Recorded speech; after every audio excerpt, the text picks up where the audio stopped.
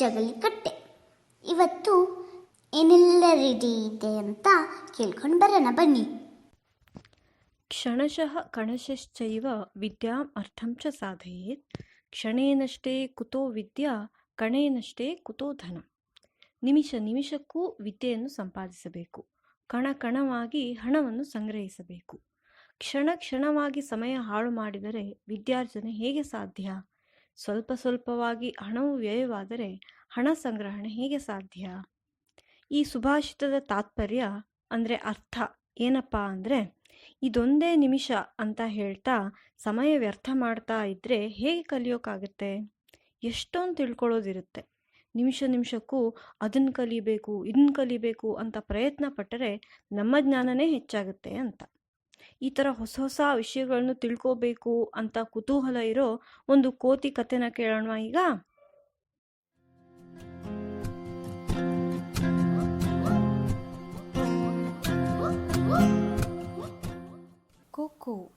Cocoa ಹೇಳುವ ಒಂದು ಪುಟ್ಟ ಮಂಗ ಇದ್ದ.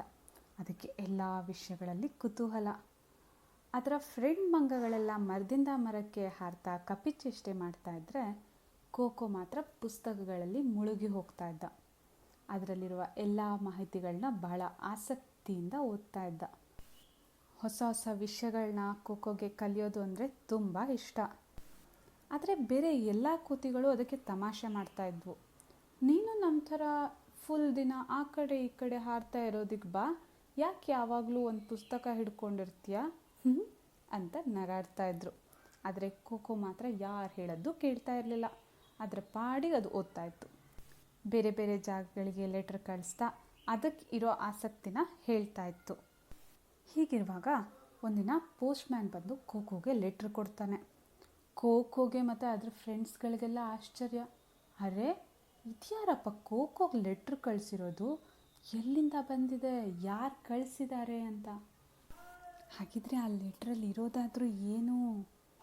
ಕೋಕೋ ಲೆಟ್ರನ್ನು ಓಪನ್ ಮಾಡಿ ನೋಡ್ತಾನೆ. ಅದು ಒಂದು ಸೈಂಟಿಸ್ಟ್ಗಳಿಂದ ಬಂದಂಥ ಲೆಟರು. ಈ ಕೋಕೋ ಹೇಳಿದ್ನಲ್ಲ ಮುಂಚೆನೇ, ಬೇರೆ ಬೇರೆ ಜಾಗಗಳಿಗೆ ಪತ್ರ ಬರೀತಾ ಇದ್ದ ಅಂತ.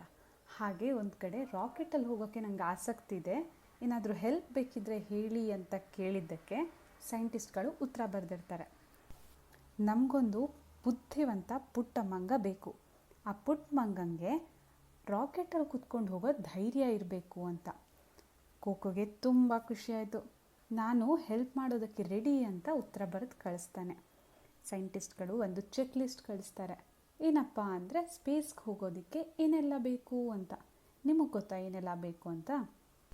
ಹೌದು, ಒಂದು ಸ್ಪೇಸ್ ಸೂಟ್, ಆಮೇಲೆ ದೊಡ್ಡದಾಗಿರೋ ಒಂದು ಸ್ಪೇಸ್ ಹೆಲ್ಮೆಟ್, ಉಸಿರಾಡೋದಕ್ಕೆ ಆಕ್ಸಿಜನ್ ಟ್ಯಾಂಕ್ ಮತ್ತು emergency rocket. Coco space suit ಹಾಕ್ಕೊಂಡು ರೆಡಿಯಾಗಿ ರಾಕೆಟಲ್ಲಿ ಕೂತು ಎಲ್ಲರಿಗೂ ಬಾಯ್ ಬಾಯ್ ಮಾಡ್ತಾ ಇದ್ದ. ಅವನ ಫ್ರೆಂಡ್ಸ್ಗಳಿಗೆಲ್ಲ ಬೇಜಾರಾಗುತ್ತೆ. ನಾವು ಸುಮ್ಮನೆ ಅವನನ್ನು ತಮಾಷೆ ಮಾಡ್ತಾ ಇದ್ವಿ, ಅವನು ನೋಡಿದರೆ ಎಷ್ಟು ಚೆನ್ನಾಗಿ ಸಾಧನೆ ಮಾಡ್ತಾ ಇದ್ದಾರೆ ಅಂತ ಪಶ್ಚಾತ್ತಾಪ ಪಡ್ತಾರೆ. ರಾಕೆಟ್ ಹೊರಡೋದಕ್ಕೆ ಕೌಂಟ್ಡೌನ್ ಶುರುವಾಗುತ್ತೆ. ನಾವೆಲ್ಲ ಒಟ್ಟಿಗೆ ಸೇರಿ ಕೌಂಟ್ಡೌನ್ ಮಾಡೋಣವಾ? ಕೋಕೋ ಬೇಗ ಸ್ಪೇಸ್ಗೆ ಹೋಗೋಕ್ಕಾಗತ್ತಾಗ. ಕೌಂಟ್ಡೌನ್ ಶುರು ಮಾಡಬೇಕಾದ್ರೆ 5, 4, 3, 2, 1 ಬೂಮ್ ಅಂತ ರಾಕೆಟು ಆಕಾಶದ ಕಡೆ ಮುಖ ಮಾಡ್ಕೊಂಡು ಹೊರಡತ್ತೆ. ಕೋಕೋ ಆಕಾಶದಲ್ಲಿ 2 ದಿನ ಇರ್ತಾನೆ. ಸೈಂಟಿಸ್ಟ್ಗಳು ಅವನನ್ನು ಒಂದು ಪುಟ್ಟ ಸ್ಕ್ರೀನಲ್ಲಿ ಭೂಮಿಯಿಂದ ನೋಡ್ತಾ ಇರ್ತಾರೆ. 2 ದಿನ ಆದಮೇಲೆ ರಾಕೆಟು ಭೂಮಿ ಕಡೆ ಬರುತ್ತೆ. ಬಂದಿಳಿದ ತಕ್ಷಣ ಅವನ ಫ್ರೆಂಡ್ಸ್ ಬಂದು ಹಗ್ ಮಾಡಿಬಿಟ್ಟು, ನಾವು ತಮಾಷೆ ಮಾಡಿದ್ದಕ್ಕೆ ಸಾರಿ, ಕಂಗ್ರ್ಯಾಚುಲೇಷನ್ಸ್, ನೀನು ಸ್ಪೇಸ್ಗೆ ಹೋಗಿ ಬಂದೆ ಅಂತ ವಿಶ್ ಮಾಡ್ತಾರೆ. ಸೈಂಟಿಸ್ಟ್ಗಳು ಬಂದು ಅವನಿಗೊಂದು ಮೆಡಲ್ ಕೊಡ್ತಾರೆ. ಏನು ಮೆಡಲ್ ಕೊಟ್ಟರು ಗೊತ್ತಾ? ದ ಫಸ್ಟ್ ಸ್ಪೇಸ್ ಮಂಕಿ, ಆಕಾಶಕ್ಕೆ ಹೋದಂತಹ ಮೊದಲನೇ ಮಂಗ ಅಂತ ಬಿರುದು ಕೊಡ್ತಾರೆ.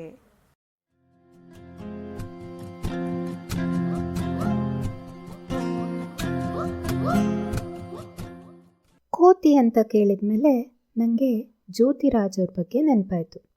ಇವರು ಕೋತಿರಾಜ್, ಮಂಕಿ ಮ್ಯಾನ್, ಭಾರತದ ಸ್ಪೈಡರ್ ಮ್ಯಾನ್ ಅಂತಲೇ ಪ್ರಸಿದ್ಧ. ಕೋತಿರಾಜ ಕೇಳಿದಾಗಿಲ್ವಲ್ಲ? ಅವ್ರನ್ನೇ ಪರಿಚಯ ಮಾಡಿಕೊಟ್ಬಿಡಿ ಹಾಗಿದ್ರೆ ಇವತ್ತು. ಜ್ಯೋತಿರಾಜ್ ಅವರು ಮೂಲತಃ ಚೆನ್ನೈನವರು. ಕರ್ನಾಟಕದ ಚಿತ್ರದುರ್ಗದಲ್ಲಿರೋ ಕೋಟೆಯನ್ನು ಯಾರ ಸಹಾಯನೂ ಇಲ್ಲದೆ ಯಾವ ಉಪಕರಣಗಳನ್ನೂ ಬಳಸದೆ ಮಂಗನ್ಮರಿ ಥರ ಪಟ್ಪಟ ಅಂತ ಹತ್ತಿದ್ದಕ್ಕೆ ಇವರು ಕೋತಿರಾಜ್ ಅಂತ ಫೇಮಸ್ ಆದರು. ನೀನು ಇಷ್ಟು ಹೇಳಿದ ಮೇಲೆ ಇವ್ರ ಹೆಸರು ಮತ್ತೆಲ್ಲೋ ಕೇಳ್ದಾಗ ನೆನಪಾಗ್ತಾ ಇದೆ. ಹಾಂ, ಜೋಗ ಜಲಪಾತವನ್ನು ಹತ್ತಿದ ಏಕೈಕ ವ್ಯಕ್ತಿ ಎಂಬ ಸಾಧನೆ ಇವರದ್ದು. ಹಾಂ, ಜೋಗ ಜಲಪಾತನಾ? ಹೌದು, 830 ಅಡಿ ಜೋಗ ಜಲಪಾತನ ಇವರು ಯಾವುದೇ ಸುರಕ್ಷಾ ಸಾಮಗ್ರಿಗಳನ್ನ ಬಳಸದೆ ಹತ್ತಿದ್ರು. ಇದನ್ನು ಫ್ರೀ ಸೋಲೋ ಅಂತ ಹೇಳ್ತಾರೆ. ಇವರು ಹೆದರಿಕೆನೇ ಆಗಲಿಲ್ವಾ ಹಾಗಿದ್ರೆ? ಹೇಳ್ತೀನಿ ಕೇಳು. ಇವರು ಜೋಗ ಹತ್ತಕ್ಕೆ ತಗೊಂಡಿದ್ದು ಸುಮಾರು 3 ತಾಸು. ಆ 3 ತಾಸಲ್ಲಿ ಎಷ್ಟೋ ಸಲ ಅವರಿಗೆ ಆಗಲ್ಲಪ್ಪ, ಇನ್ನು ನನ್ನ ಕೈಲಾಗಲ್ಲ, ವಾಪಸ್ ಹೋಗ್ಬಿಡೋಣ ಅಂತ ಅನ್ನಿಸ್ತಂತೆ. ಆದರೆ ಅವ್ರು ಛಲ ಬಿಡಲಿಲ್ಲ. 600 ಅಡಿ ಮೇಲಕ್ಕೆ ಹೋದಾಗ ಮೈ ಝುಮ್ ಅನ್ಸೋ ಒಂದು ಗಳಿಗೆ ಬಂತಂತೆ. ಏನಪ್ಪ ಅಂದರೆ ಅಷ್ಟು ಮೇಲಿದ್ದವರು ಅಲ್ಲಿಂದ ಸುಮಾರು 20 ಅಡಿಯಷ್ಟು, ಎಷ್ಟು 20 ಅಡಿಯಷ್ಟು ಕೆಳಗೆ ಬಿದ್ದುಬಿಟ್ರಂತೆ. ಆದರೂ ಬಿಡಲಿಲ್ಲ ಅವರು. ಎದ್ದು ಬಂದು ಜೋಗ ಹತ್ತಿ ಮುಗಿಸೇ ಬಿಟ್ರು. ಅಬ್ಬಾ, ಇವ್ರ ಛಲ ಮಾತ್ರ ಮೆಚ್ಚಬೇಕಾದ್ದೆ. ಇಷ್ಟೇ ಅಲ್ಲ, ಇವರು ಹುಬ್ಬಳ್ಳಿಯ 3000 ಮಠದ ಕ್ಲಾಕ್ ಟವರ್ನ ಸಹ ಯಾವುದೇ ಸಹಾಯ ಇಲ್ಲದೆ ಹತ್ತಿದ್ದಾರೆ. ಮತ್ತು ವೆನೆಸ್ಯುಲಾದಲ್ಲಿರುವಂತಹ ಜಗತ್ತಿನ ಅತಿ ಎತ್ತರದ ಏಂಜಲ್ ಜಲಪಾತನ ಸಹ ಹತ್ತಬೇಕು ಅನ್ನೋದು ಇವರ ಆಸೆ. ಅಬ್ಬಬ್ಬಾ, ಹಾಗಿದ್ರೆ ಇವ್ರಿಗೆ ತುಂಬ ತರಬೇತಿ ಸಿಕ್ಕಿರಬೇಕು ಅಲ್ವಾ? ಇಷ್ಟೆಲ್ಲ ಸಾಧನೆ ಇವರು ಯಾವುದೇ ತರಬೇತಿ ಇಲ್ಲದೆ, ಯಾವುದೇ ಗುರು ಇಲ್ಲದೆ ಮಾಡೋದು. ಇವ್ರ ಹತ್ರ ಮತ್ತೆ ಯಾವುದೇ ದುಬಾರಿ ಬಟ್ಟೆ ಬರೆ ಆಗಲಿ, ಸ್ಪೋರ್ಟ್ಸ್ ಶೂಸ್ಗಳಾಗಲಿ ಇಲ್ಲ. ಚಿಕ್ಕ ಊರಿನ ಸಾಮಾನ್ಯ ಮನುಷ್ಯ, ಆದರೆ ಸಾಧನೆ ಎಷ್ಟು ದೊಡ್ಡದು. ಇವತ್ತು ಗೊತ್ತಾಯಿತು ನನಗೆ. ಏನಾದರೂ ಮಾಡಬೇಕು ಅಂತಿದ್ರೆ ದುಬಾರಿ ಬಟ್ಟೆ ಬರೆ, ಉಪಕರಣ ಇದೆಲ್ಲದಕ್ಕಿಂತ ನಾವು ಮಾಡೋ ಪ್ರಯತ್ನ ಮುಖ್ಯ ಅಂತ. ಹಾಂ, ಎಂಥದ್ದೇ ಸವಾಲಡ್ಡಿ ಬಂದರೂ ಹೆದರದೆ ಶ್ರಮಪಟ್ಟು ಕೆಲಸ ಮಾಡಿದರೆ ಖಂಡಿತ ಸಾಧನೆ ಮಾಡ್ಬೋದು, ನಮ್ಮ ಕೋತಿರಾಜನ್ ಥರ. ಹಾಂ, ಇವರೇನೋ ಮಾಡಿದ್ರು ಅಂತ ಇದನ್ನೆಲ್ಲ ಕೇಳಿಸ್ಕೊಳ್ತಾ ಇರೋ ನೀವು ಯಾವುದೇ ಕೋಟೆನೋ ಬೆಟ್ಟನೋ ಏನು ಸಹಾಯ ಇಲ್ಲದೆ ಹತ್ತೋಕೆ ಹೋಗ್ಬಿಡ್ಬೇಡಿ. ಅದು ತುಂಬ ಅಪಾಯಕಾರಿ. ಅಂದಹಾಗೆ ಕೋತಿ ಕತೆ ಕೇಳಿದ್ರಿ, ಕೋತಿರಾಜ್ ಕತೆ ಕೇಳಿದ್ರಿ. ಈಗ ಕೋತಿದು ಒಂದು ಪದ್ಯ ಕಲಿಯೋಣವಾ? ಹೇಳ್ಕೊಡೋಕೆ ಅಂತ ನಮ್ಮ ಜೊತೆ ಸೀಮಾ, ಪುಟಾಣಿ, ವ್ಯಾಪ್ತಿ ಇದ್ದಾರೆ. ಬೇಗ ಕಲ್ತ್ಕೊಂಡು ವಾಪಸ್ ಬನ್ನಿ, ನಿಮಗೆಲ್ಲ ಇನ್ನೊಂದು ಚಟುವಟಿಕೆ ಇದೆ.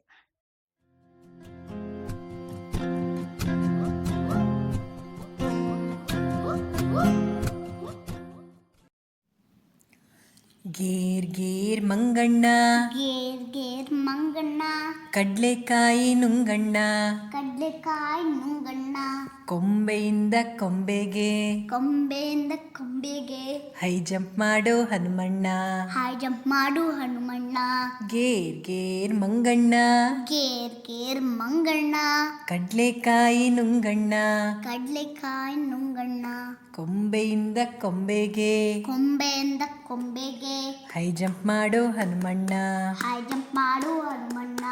ಆಟಕ್ಕೆ ಕರ್ಕೋ ನನ್ನೂನು, ಆಟ ಕಟ್ಕೋ ನನ್ನೂನು, ಲಾಗ ಹಾಕ್ತೀನಿ ನಾನೂನು, ಲಾಗ ಹಾಕ್ತೀನಿ ನಾನೂನು, ಜೇಬಿನ ತುಂಬ ತಿಂಡಿನ, ಜೇಬಿನ ತುಂಬ ತಿಂಡಿನ, ತಂದಿದ್ದೀನಿ ನಿನ್ಗೂನು, ತಂದಿದ್ದೀನಿ ನಿಂಗೂನು. ಗೇರ್ ಗೇರ್ ಮಂಗಣ್ಣ, ಗೇರ್ ಗೇರ್ ಮಂಗಣ್ಣ, ಕಡ್ಲೆಕಾಯಿ ನುಂಗಣ್ಣ, ಕಡ್ಲೆಕಾಯಿ ನುಂಗಣ್ಣ, ಕೊಂಬೆಯಿಂದ ಕೊಂಬೆಗೆ, ಕೊಂಬೆಯಿಂದ ಕೊಂಬೆಗೆ, ಹೈ ಜಂಪ್ ಮಾಡೋ ಹನುಮಣ್ಣ, ಹೈ ಜಂಪ್ ಮಾಡು ಹನುಮಣ್ಣ.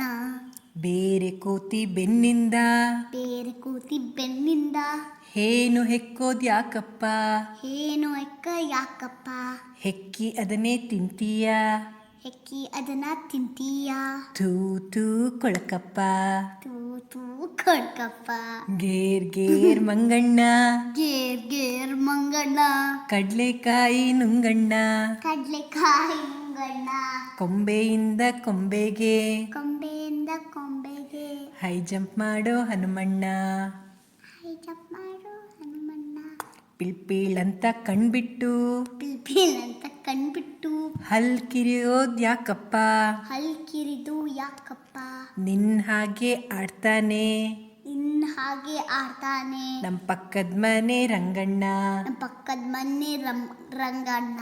ಗೇರ್ ಗೇರ್ ಮಂಗಣ್ಣ, ಗೇರ್ ಗೇರ್ ಮಂಗಣ್ಣ, ಕಡ್ಲೆಕಾಯಿ ನುಂಗಣ್ಣ. ಕಡ್ಲೆಕಾಯಿ ನುಂಗಣ್ಣ, ಕೊಂಬೆಯಿಂದ ಕೊಂಬೆಗೆ ಕೊಂಬೆಯಿಂದ ಕೊಂಬೆಗೆ ಹೈ ಜಂಪ್ ಮಾಡೋ ಹನುಮಣ್ಣ. ಐ ಜಂಪ್ ಮಾಡು ಹನುಮಣ್ಣ. ಒಟ್ಟಿಗೆ ಹೇಳೋಣ. ಗೇರ್ ಗೇರ್ ಮಂಗಣ್ಣ, ಕಡ್ಲೆಕಾಯಿ ನುಂಗಣ್ಣ, ಕೊಂಬೆಯಿಂದ ಕೊಂಬೆಗೆ ಹೈ ಜಂಪ್ ಮಾಡೋ ಹನುಮಣ್ಣ. ಬಾಯ್.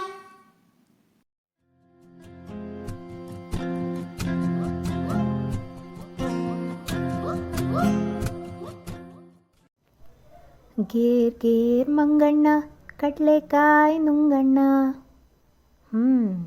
ಮಂಗಣ್ಣನ ಬಗ್ಗೆ ಪದ್ಯ ಕಲ್ತಾಯಿತು. ಈಗ ಹೇಳಿ, ಮಂಗಣ್ಣಂಗೆ ಮತ್ತೇನಿಷ್ಟ?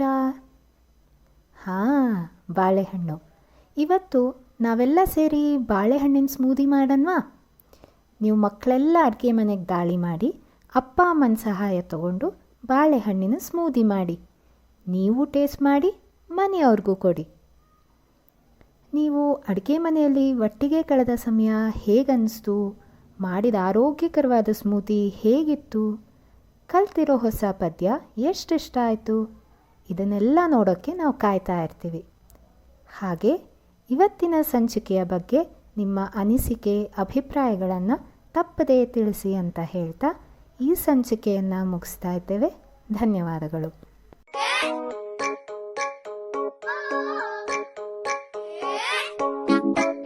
Bur bur bur. Bur bur bur.